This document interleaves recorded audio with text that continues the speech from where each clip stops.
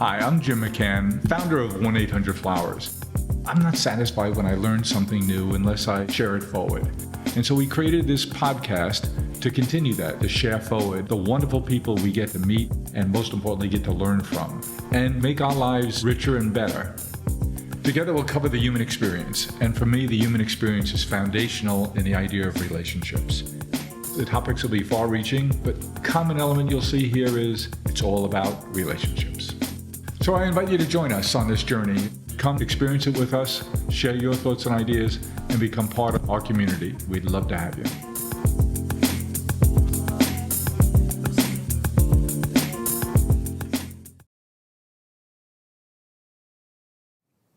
Today's guest, Geoffrey Zakarian, is not only an acclaimed chef and television personality, but also Harry and David's culinary ambassador.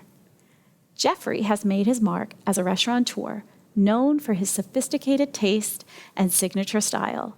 Here, Geoffrey shares a story about his early days working at Cirque in New York. In 1987, I worked for Ian Schrager. I don't know if you know Ian. Ian is probably, the greatest. He started the boutique hotel. He blew it up, He really did. And I started with him at 44th at Royalton in 1987. He and Steve Rubel.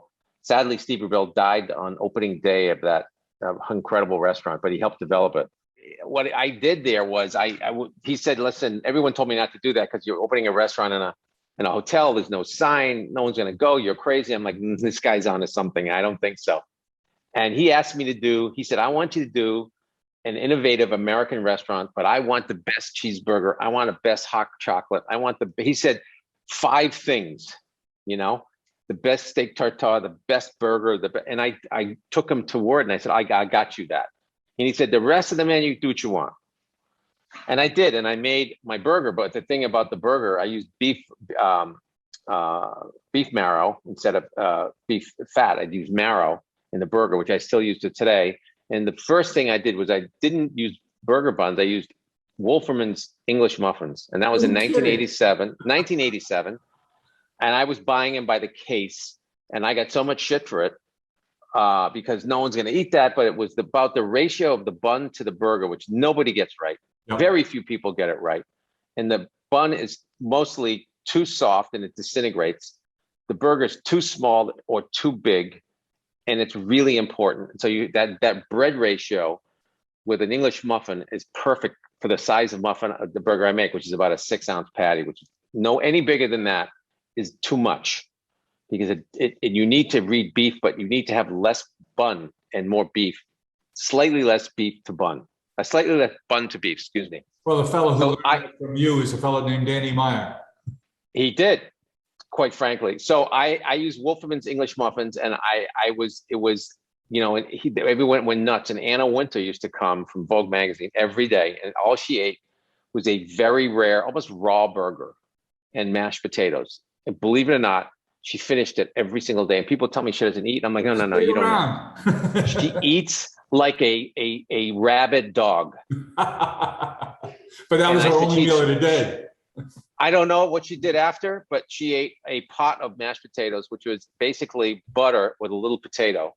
A butter delivery vehicle. Because I made it like Joel Robuchon. It was it was a puree, and a burger every day on an English muffin. So I have a lot of stories about crossing paths with Harry and David between the melons and the popcorn and the English muffins and 1-800-Flowers. It's crazy. In our families and our communities, cooking can nourish connections with each other and across generations. In this segment, Geoffrey and Jim discuss how our lives are lived around the table. I'm really excited about the work we get to do with you around Harry and David. And it all goes back to a post-school trip to Europe, huh?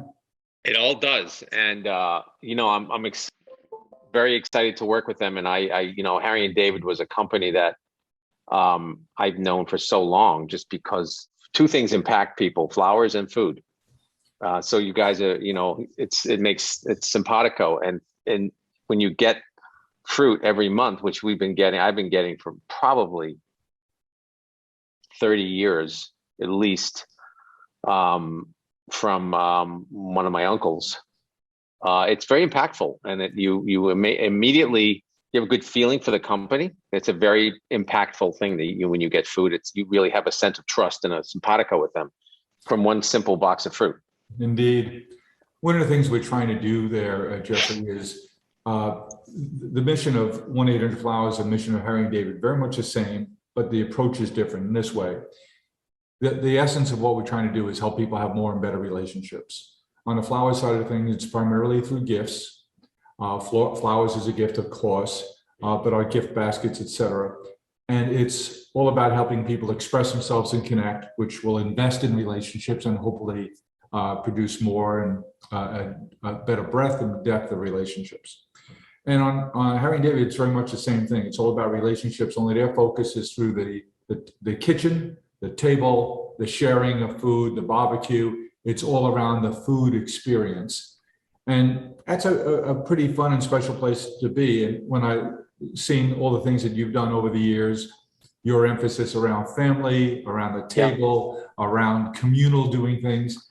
I'm the oldest of 5 children. I have 3 myself and more importantly, 7 grandkids. And we have a beach house out east on Long Island. And the best investment I've made, no surprise to you, I'm sure, is a couple of years ago, we got a pizza oven for outside by our barbecue. And it becomes a competition, right? All the grandkids get involved. Everyone's making their pizza, but they're not just outside in the pool while the adults are inside anymore. They're in the kitchen and they're putting their toppings on the pizza. And of course, it becomes a contest, right? Of course. Papa, whose did you like better? Did you like mine better? Exactly. And they put little jars, you can vote which one was better. But it is such a wonderful thing to have a 7-year-old standing next to a 12-year-old doing their dicing. Am I doing this right? And the older one telling them, oh, no, you sprinkle it a little thinner. It's the idea of being in the kitchen, around the stove, around the barbecue, everybody helping out. It just creates such a great sense of family.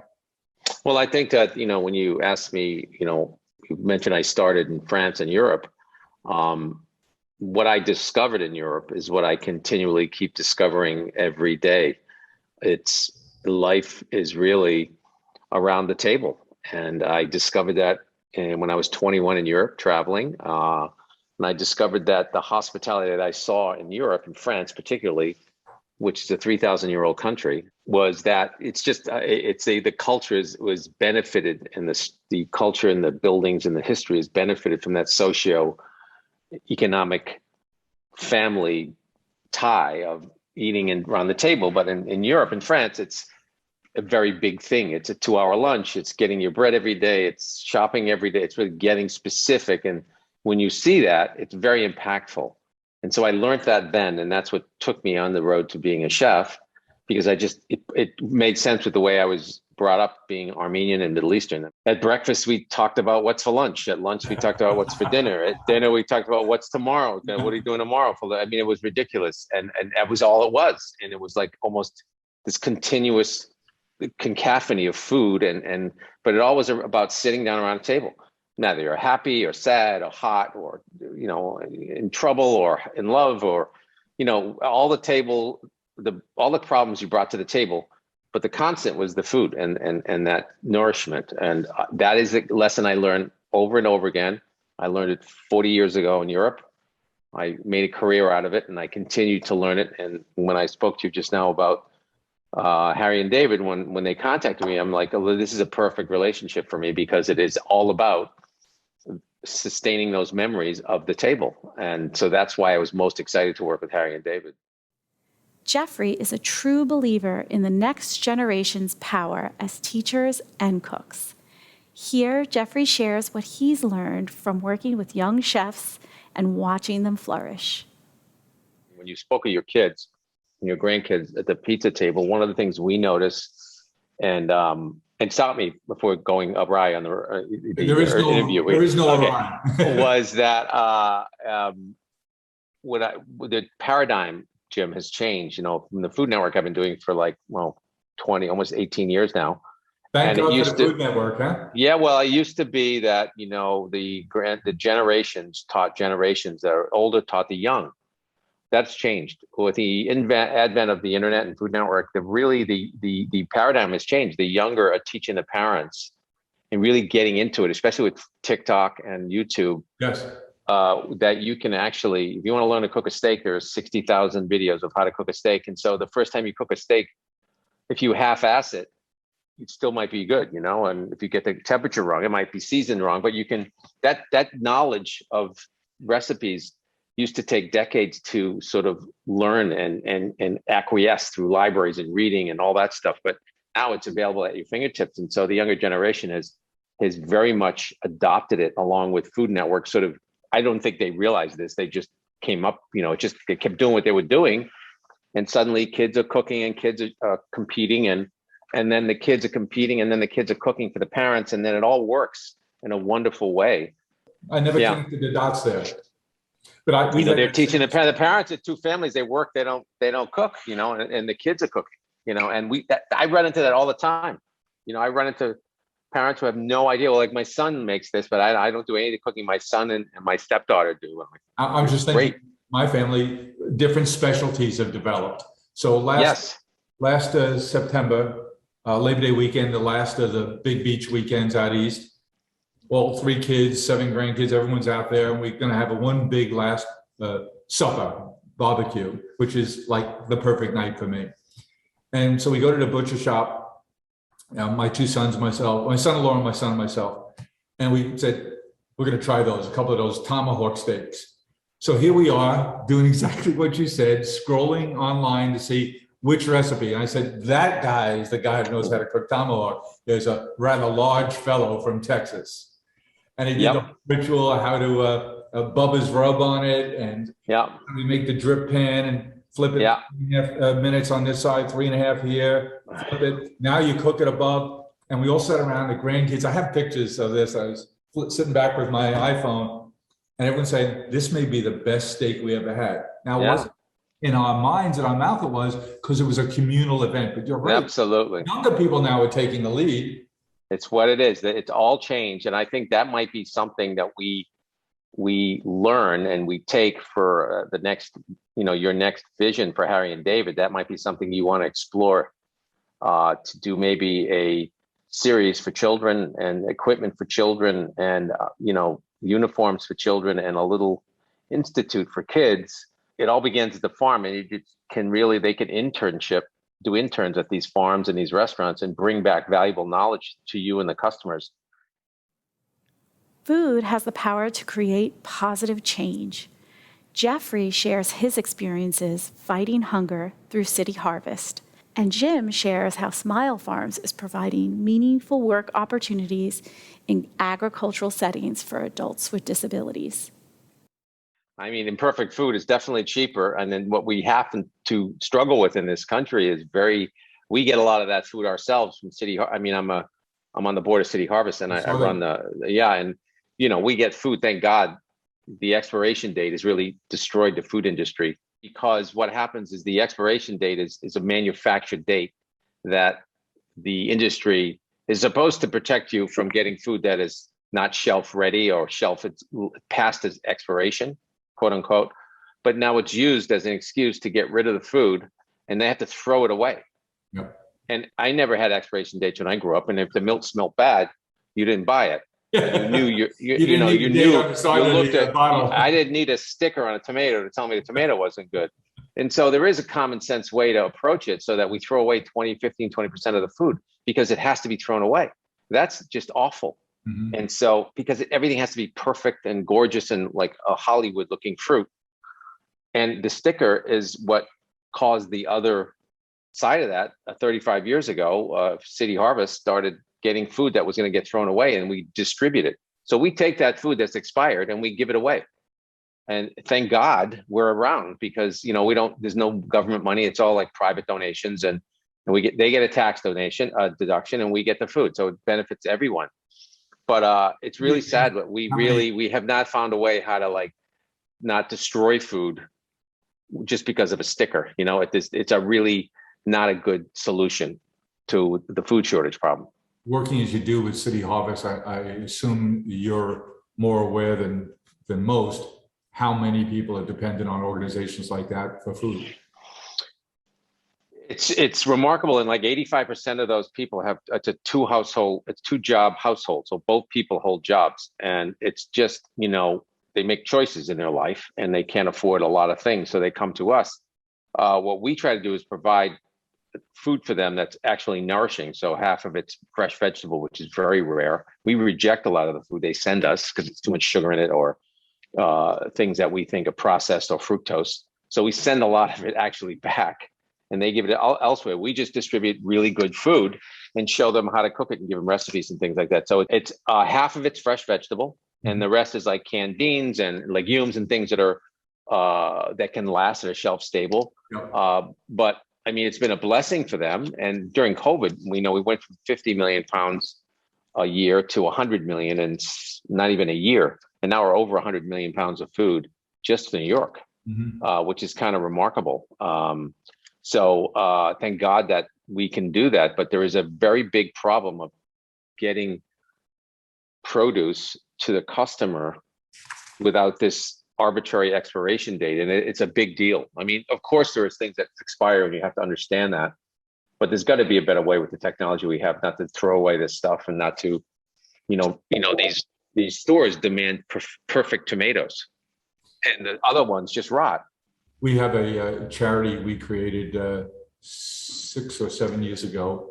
I have a younger brother who's developmentally disabled and lives in a group home and really didn't have good work opportunities. So my brother Chris is the CEO of our company now, and we created something called Smile Farms. And it's to create work for people with disabilities, adults with disabilities. As you would well guess, when a person with disabilities ages out of the school program, there are no programs available. And too many of them don't have anything to do. My brother being one of those at one time. So we created Smile Farms to create work opportunities for people with disabilities in ag settings, greenhouses. At first we said we'll grow flowers and plants because we know who could buy them from them. But we've grown because of some terrific chefs. Tom Colicchio is a friend, and another young man here online. Some of our restaurant operators said, hey, if you could grow X for me, I'll buy everything you can grow. And so we drifted into growing foodstuffs too. We have a facility right near our office here where 99% of the population are in wheelchairs, profoundly disabled. And we built hydroponic beds, so wide enough that 2 wheelchairs could pass in between them. And during the summer, we grow cucumbers, tomatoes, peppers. And come mid-August, we're producing so many tomatoes and so many cucumbers that we can't possibly consume them all in our own kitchen. So we have a deal with the inn here in Hempstead, who are providing food to the people who need it every day. And there's nothing better than to see the smile on the faces of the young folks in their wheelchairs after they load up the truck and it takes off for the inn, knowing that they're helping somebody else. That's great. Being the recipient of help. That it's so nice to see someone with one need helping people with another need. The satisfaction on their face is remarkable. Yeah, it's amazing. It's amazing. All that stuff is great, and we need to do more of it. In today's global economy, it's easy to forget that certain foods aren't always available all the time. Geoffrey and Jim weigh in on their memories and perspectives on seasonal foods. QVC is in a dry spell now for a couple of reasons. First of all, they bought so much stuff during the pandemic because their sales went nuts. Yes. And then what happened? They had a huge fire in one of their warehouses. It burned down, and they're trying to replace it, but they don't have room to buy a lot. And the consumer in the last 2 quarters has, instead of buying a $300 oven fryer, they're going to take a $300 trip. So they're into experiences more than stuff. So stuff is selling less than they're having 2 slow quarters. And what they're doing is the people that really sell for them, they're putting on twice as much. So I'm their guy. Yeah. So there's a couple of people that sell it. So I'm on all the time, which I'm like, put me on as much as possible, because even if the DPMs go down a bit, I want to start selling. I learned how to be a better salesperson. Oh, it's better. It's much better. So my thought process is like, the cookware is, 400,000 pans. Mandolins are at 250,000 mandolins. I mean, it's crazy some of the stuff we sell. So the problem with QVC is right now everybody's into experiences, which is a luxury product, a special product, a curated product, and something that only comes seasonal. And if we can teach the American public about seasonality, which they don't really know, they don't get it. They get it with corn and tomatoes. Yes, it's very visible. It's shocking that nothing else. They don't get it with asparagus. They don't. What do you mean? Asparagus, I should be able to get in August. Why not? Well, you can from Chile. Yes. And Florence Fabricant, New York Times, gave me shit once because I had a recipe in August for asparagus. No lie. So why do you have recipes of asparagus and not seasonal? I said, they are in Venezuela. And that's where we got them. So the problem is we're spoiled here because we get stuff anytime we want. Yep. And I can get amazing tomatoes. They're just not from Long Island right now or New Jersey. I bet when you were a kid, you remember it was when the first baseball came out. And then in fall, all of a sudden the baseballs went away and the footballs came out. People say, what's your favorite thing about spring? I'm like, golf. I smell the grass. I think golf. And so that to me is, but yeah, I think if we could get that seasonality established again and reteach it, I think it would be great. Well, the really fine restaurants, the kind of restaurants that you've been involved in your whole life are very much about seasonality, right? Yeah, but you know what? People want something if they want it all the time. Certain dishes you can't like. Yeah, seasonality is great, but you can't be 100% seasonal with everything. It doesn't really work in this country. There are places in France and Europe you go, it's all morels, then it's all asparagus, then it's just the way they think. And they don't have any problem eating asparagus every day for 6 weeks. I mean, it's just the way it is. So seasonality is quite important, but I think that it's interesting to really find the best produce and fruits and vegetables like you were speaking about, and really highlighting those. COVID-19 affected the way we lived and our life around the table. Geoffrey and Jim discuss how the pandemic has affected people's relationships with food and consumer habits at dinner time. What have you noticed in terms of the social impact of the last couple of years? This yearning for community, this yearning for interactivity. I'm quite concerned about the loneliness epidemic that just seems to have gotten worse. The lockdown obviously was big. There were big mistakes. That was a big mistake. The mental health issues, the medical issues that weren't dealt with, it was a huge mistake to tell people not to do anything and stay involved inside. It was just not good.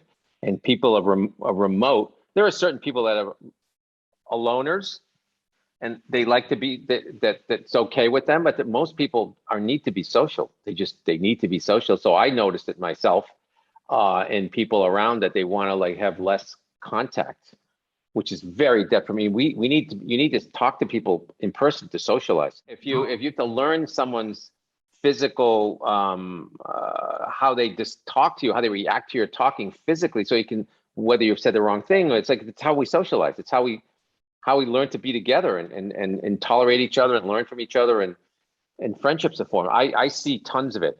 On the flip side, we haven't begun to mine the ideas that you and I have for what everybody has really loved. They really got into food and beverage and alcoholic drinks, non-alcoholic drinks. They really have discovered that food is more than a hobby that they always wanted to try, and they had the actual time to do it. As well as other, everybody can.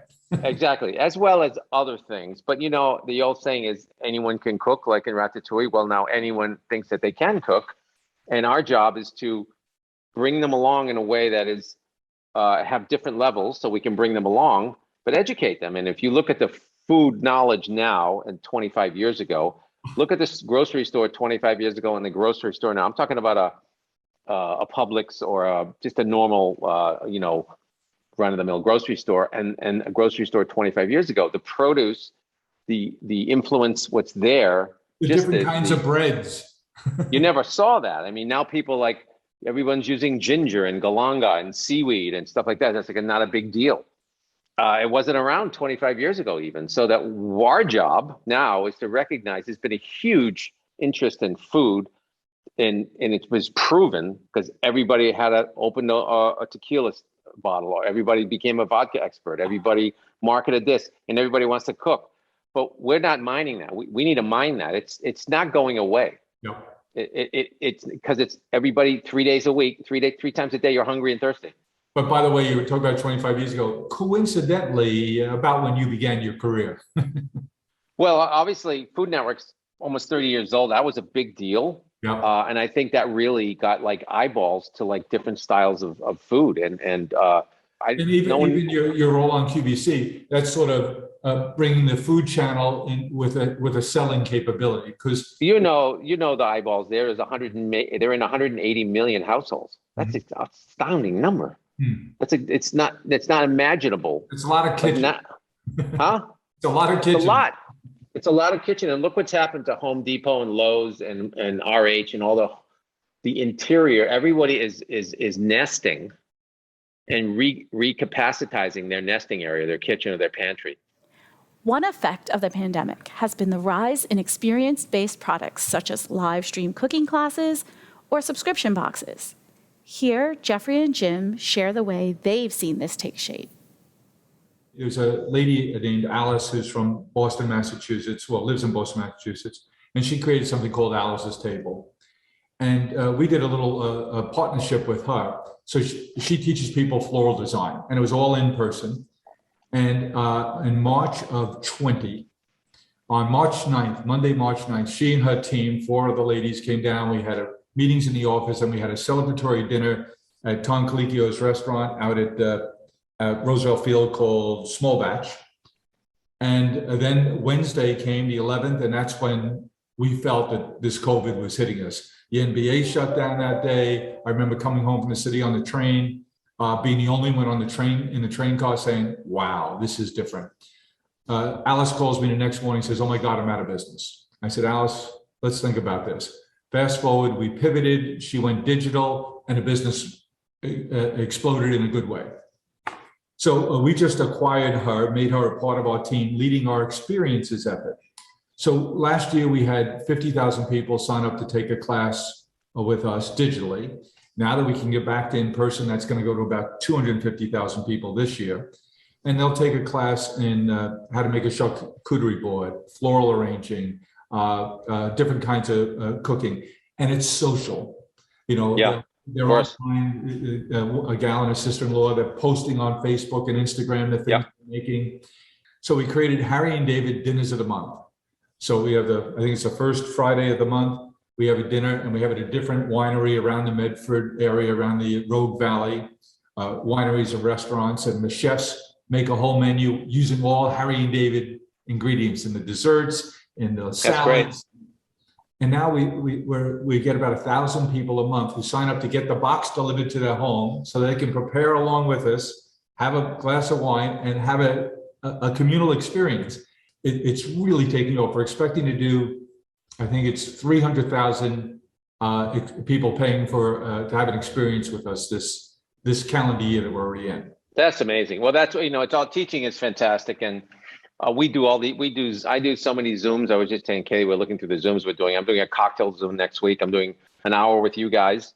I saw you on something over the weekend. You were making some fancy cocktails at a bar in Miami. Yes.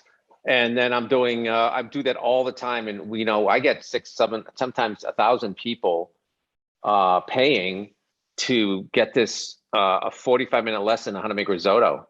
And it's really interesting. Risotto, they're being part of your community. Of course, but they want to ask questions about the community I work in. Like they want a piece of me, which I tell the producers and the people that we want to do that, make sure that a recipe, I said, don't worry about the recipe. The last thing they want to see is me make risotto. They want to ask questions about why the risotto, why are you doing that? Why is your house white? What's the best oven? I mean, that's what they want. So I give them that. And in addition, they get to learn. Yeah, plus they get to learn how to make risotto, but that's not the important thing. No. It's not at all. They want to ask you what equipment you're using. Why that? Why this pair? Why that pot? Why that butter? Why? it all just blows up. And so community is everything. And it's the same experience. We started the conversation. It's life around the table. It's like learning that's what brings everybody together, and it's never changing. That's the one thing you can be certain of. Yep. Jeffrey, we have a fellow named Matt Bauman who's our head of ag, and he is passionate about agriculture. He's such a good and knowledgeable guy. So 4 years ago, I'm walking in the spring when our pear trees are in bloom, and the valley is just beautiful. Yeah. He's showing us about what's going to happen. And see here, you have a cluster of 4 or 5 baby pears. And he said, Mother Nature will, as we get to June, cause the June drop, where it's going to say, okay, no, this one's not going to make it, bump, it's off. This one, and then it winds up with 1 pear on it. Yeah, it's amazing. Become that pound and an eighth juicy pear, because Mother Nature says, I can't support 5 on this, so I'll pick the best. And Viability. When he's telling me this, I'm saying, my mouth is watering, I'm learning. So I said, Matt, we're going to do this again tomorrow. And I'm bringing a camera. That's the most watched video we have, because you see this man's passion. He can't fake it, and his knowledge. And when I bite into that pear now, it's like when you go to a winery. And I went to Nickel and Nickel Winery in Napa, and the lady has the soil in my hand, and I'm smelling it, I'm massaging it. Now when I have a glass of Cabernet from Single Estate at Nickel and Nickel, I taste that soil again, and that's what we have to do. It's everything. Terroir and all that, what you're saying is amazing, and viability. And they don't know the story of the farmer, and it's a simple story, but it's very important to sell the product. It's so easy to talk to you. We're so proud to be associated with you, Geoffrey, and Harry and David, and all the ideas you bring to the table. You're not just a pretty face, obviously. You have passion, you have knowledge, and those are some pretty great ingredients. So we look forward to building a relationship with you and exploring some of these ideas. You just gave me a lot of homework, but I'm on it. Well, it's good. I'm here for you guys, and I love this. The Harry and David moniker is something that's been with me tangentially since, the late 70s and right up to 80s, and all the boutique restaurants I were at and hotels. I brought Wolferman's with me everywhere, and I brought great products with me everywhere. So I feel like we've been working together for longer than we might think. I'm glad we're doing it regularly now. It's a pleasure. Have a great Thanks, weekend. Jim. Bye. Well, I hope you enjoyed what you heard, and I know I'll be sharing it forward. I hope you get to as well. Let's keep the conversation going. Follow me along on Twitter at Jim1800Flowers and on LinkedIn at Jim McCann. Hope to talk to you soon. Thank you for listening to Celebrations Chatter. You can join our community by reaching out at chatter@celebrations.com. And while you're at it, tell us what topics you'd like us to explore here on the Celebrations Chatter podcast. Thank you for listening, and don't forget to share it forward.